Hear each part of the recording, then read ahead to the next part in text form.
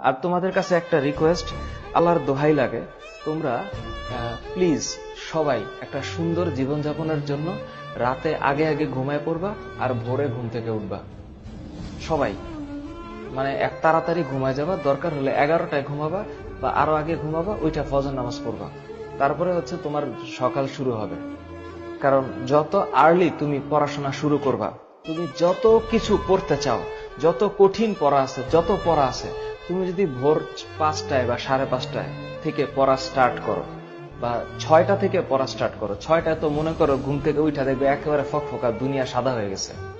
7টার সময় উঠলে মনে হবে সূর্য মাথার উপরে, এত সকাল হয়। সুতরাং তুমি যদি 6টায় ঘুম থেকে উঠে পড়া স্টার্ট করো, 6টা থেকে 12টা মাঝখানে নাস্তা খাবা, এই 6 ঘন্টা একটা স্টুডেন্ট যদি পড়ে, ওর জীবনে মানে ওর দিনে আর পড়া লাগবে না।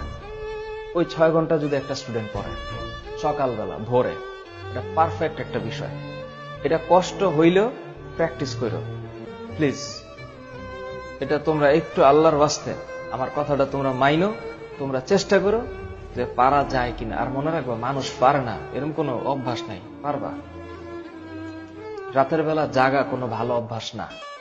তুমি সোজা হিসাব, তুমি যদি মনে করো স্যার আমার তো রাত 1টার আগে ঘুম আসে না, তো তুমি 11টা থেকে 1টা যে কাজটা করবা সেটা তুমি ভোর 5টা থেকে 7টায় করো।